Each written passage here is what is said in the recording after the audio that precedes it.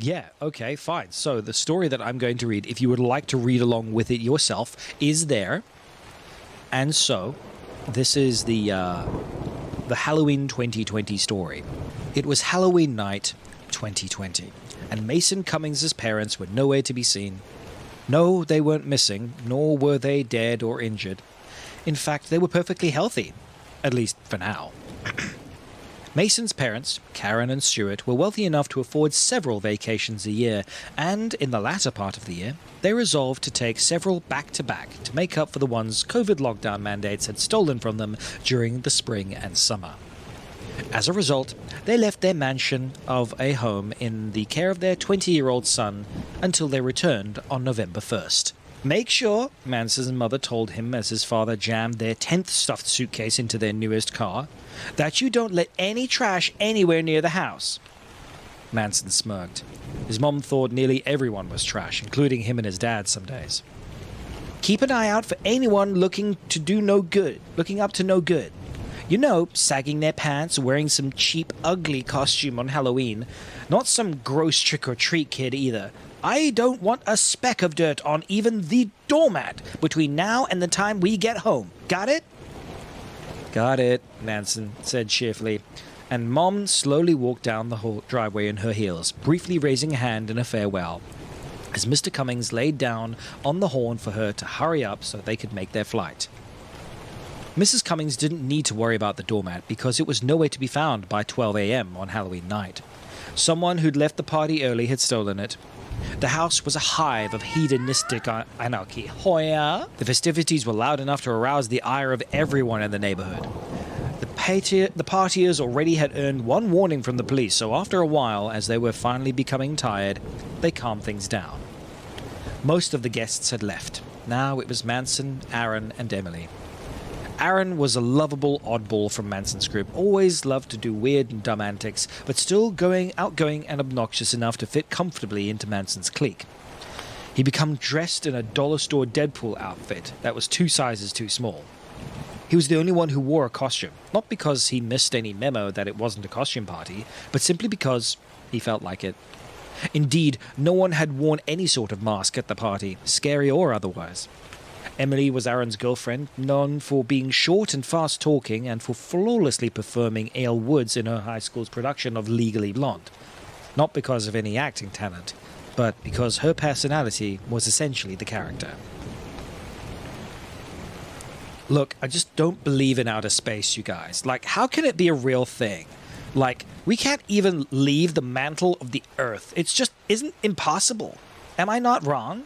I can't be wrong about this. You guys... Like, you don't even know how many times I've fought with my friends over this. It was an old friendly debate the 3 friends had had before. Aaron was laughing hysterically, still drunk. His hair was a mess. He'd finally taken off his Deadpool mask. Manson was just shaking his head, flashing a pearly smile. None of them gave a shit if outer space was real or not. Manson thought it was, but what did outer space matter to him? Outer space, real or not, hadn't crashed his party, and neither had anything else, including COVID, whose existence mattered even less to him than the existence of space or whatever was out there floating through it. Aaron slowly looked around the room, taking in the sight of the trashed house. In the kitchen, the glass of one of the microwaves was broken and blood-soaked from someone's hand. In front of them lay an overturned bookshelf. Every family portrait hanging on the wall in the hallway had been torn down. The face of the clock hanging over the fireplace was cracked, and that was only downstairs. Dang, he chuckled. Your parents are gonna be so pissed. Mason scoffed. I'll get over it. They can replace all their shit. I don't know, man, Aaron said skeptically, still laughing. This is pretty bad. Yeah, Emily agreed, nodding rapidly and laughing to herself. This was probably the biggest party you've ever thrown. It's a big house, Manson said with a shrug. Not everything's broken, and they'll get over what is. It's no big deal. This is a big house, Aaron said slowly, as if he were now just noticing. He gazed around again, as if in awe. I bet someone could still be passed out in one of the bathrooms, and we wouldn't find them till morning. He laughed uproariously, and his girlfriend pushed him playfully, again joining in his laughter. Manson smiled. He rolled his eyes. "Y'all are morons," he remarked affectionately. Emily and Aaron continued to laugh. It seemed they could go on all night. But then something interrupted them. The chime of the doorbell. Manson glanced up the clock. When he remembered it was busted, he got annoyed and took out his phone. Fucking 3! Who the hell could that be? Trick-or-treaters? Aaron guessed sarcastically. Emily giggled and pushed him again. "Shut the fuck up," Manson mumbled, although he privately worried some adult late-night trick-or-treaters had indeed turned up. The kind of trash his mom had warned him to look out for. After a moment of trepidation, he walked through the front door and creaked it open. He wasn't so sure who it'd be, guessing now it might be the cops again, but it wasn't. It was indeed a trick-or-treater, a kid under a sheet with holes cut into it for eyes, maybe 6 or 7 years old. "Whoa," Manson said, taken aback. He blinked several times as if to be sure he was seeing correctly. "Kid," he said, "where are your parents?" He stuck his head out the door, looking around to see if anyone accompanied the trick-or-treater, but the street was totally empty. The kid didn't answer, didn't say anything. Instead, he silently extended his arm and presented his pumpkin-shaped candy bucket. Only one piece of candy was inside. Mason looked down and squinted at it. It was large for a piece of candy and wasn't the brand he recognized, and seemed to be dark red in color. For a terrible moment, he thought he saw it move. He believed it to be a tarantula. He jumped a little. The kid rattled his candy bucket incessantly, as if imploring Manson to take whatever was inside. He briefly turned his head to look at his friends for help, but they only stared back at him and the kid, fascinated and a little scared. "What's he got, man?" Aaron asked. "Dunno," Mason responded. He turned back to their visitor. "What's that, kid? Some kind of Halloween decoration?" The kid, still impatient, leaned forward. His eyes grew large, and for the first time, Mason noticed how unusual they looked. Bloodshot with seemingly bright red irises and violet pupils. The dark circles under the kid's eyes seemed to suggest he hadn't slept in days. Maybe he'd just been out all night, lost. The kid also apparently hadn't seen the sun in quite some time, judging by the strange paleness of his skin, just visible through the holes in the sheet. Manson looked at the kid for a moment before more slowly reaching into the bucket and picking up an object. Some sort of spiked ball. Whatever it was made of some strange, prickly material, as if he was holding a ball of static. Mason's instinct told him to drop whatever the strange orb was, but he clutched it, fascinated. He wasn't able to guess what it was. He'd never touched anything like it before. Its strange spikes, which Mason had initially taken to be spider legs, seemed to be prickling into his palm. But it wasn't painful. They made a strange noise, like a quick rustling of many needles. There was no mistaking it, no. The thing, indeed, was moving. Suddenly, it gave out a small but piercing screech, and Mason shouted in alarm and dropped it. As soon as it hit the floor, he kicked it out into the night. "Kid!" he spat. "What the hell do you think you're—" But when he looked up, the kid was gone. Mason blinked, stunned. He peered out the door, looking down the street both ways, but could see nothing but street lamps and houses on the still quiet of the night. Where'd he go? Aaron was laughing. "Didn't give him his treat, so he gave you a trick." "Shut up," Mason groaned. He began walking back to his seat in the living room, but stumbled. The chills of sickness had suddenly flown through his body. "Fuck," he groaned, shivering as he eased back into his chair.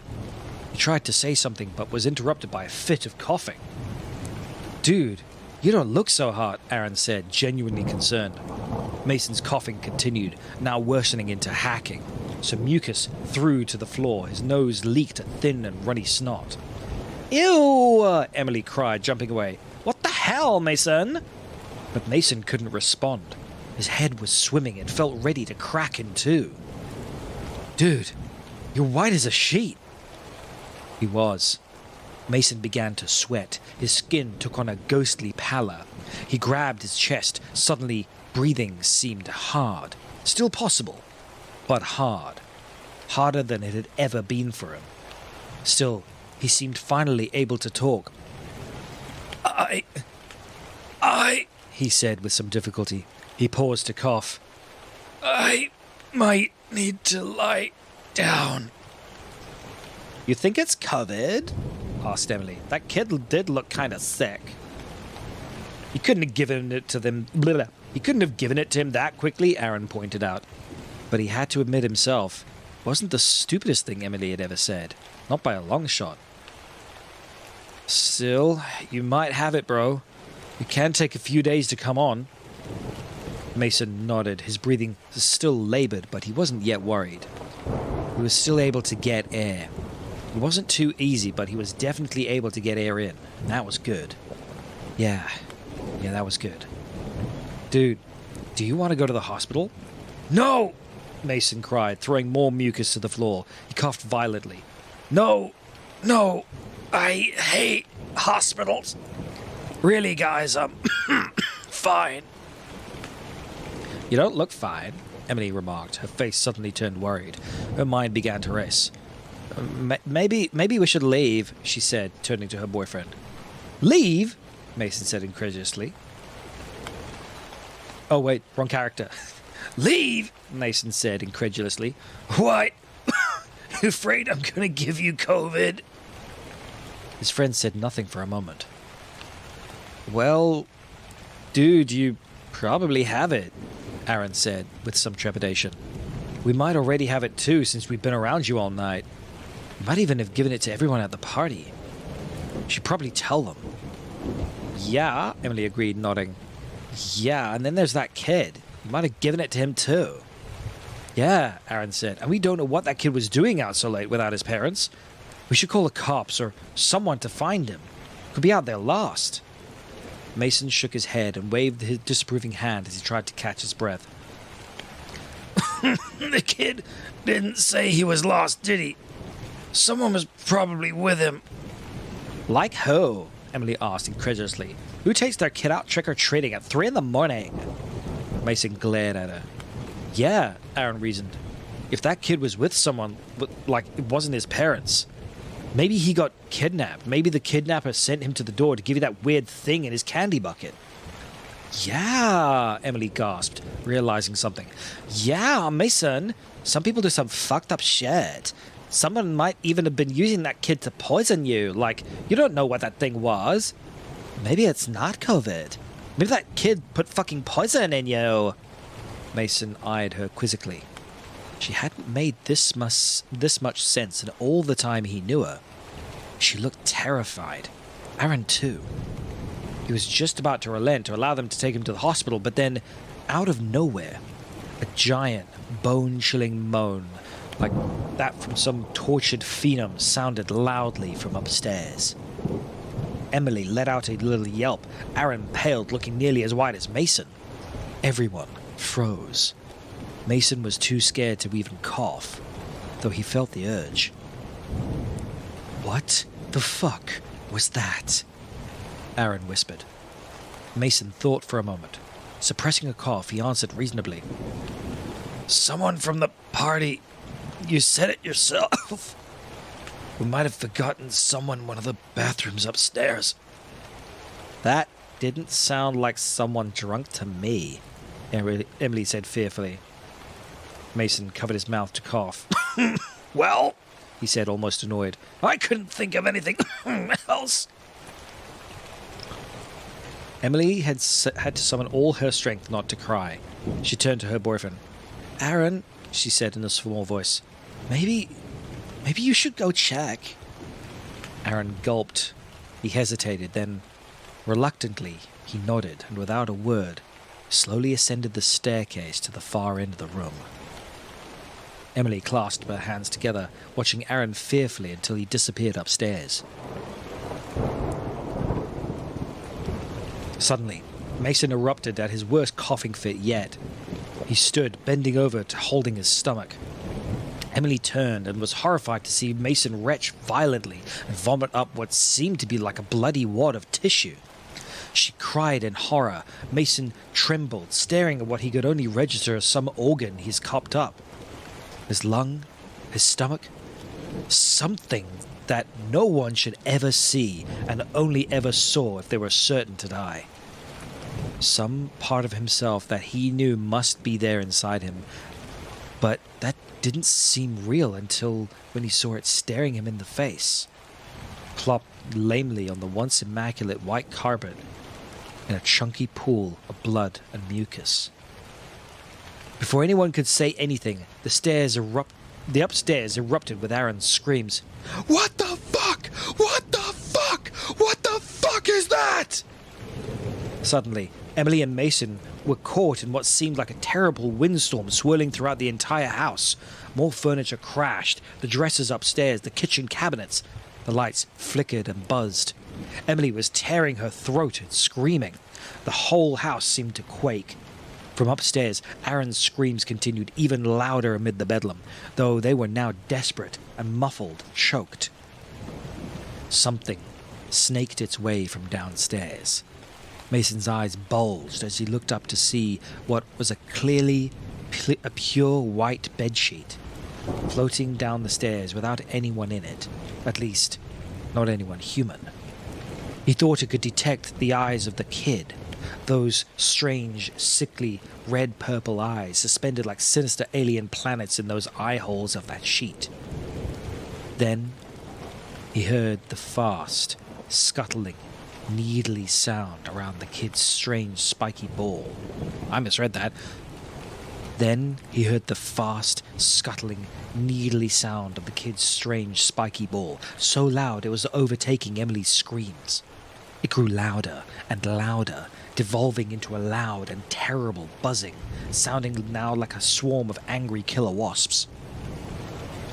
The sheet spread out wide when it finally came to the bottom of the stairs.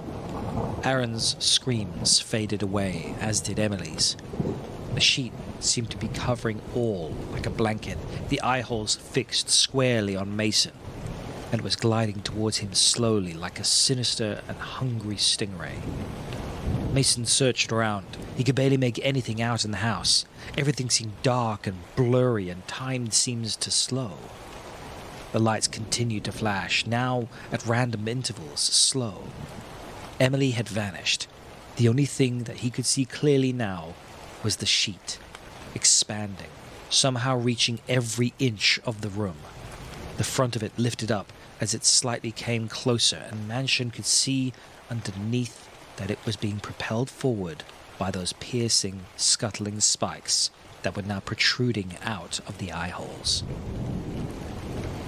Mason Cummings stood on weak legs, ready to collapse. His terror seemed to leave him. He seemed resigned to his fate, though the days of this blistering fever he accepted, finally, that he'd played with fire, and now he was going to play for it. The sheet rose. The virus revealed itself, its round face seeming now split open into a gaping mouth.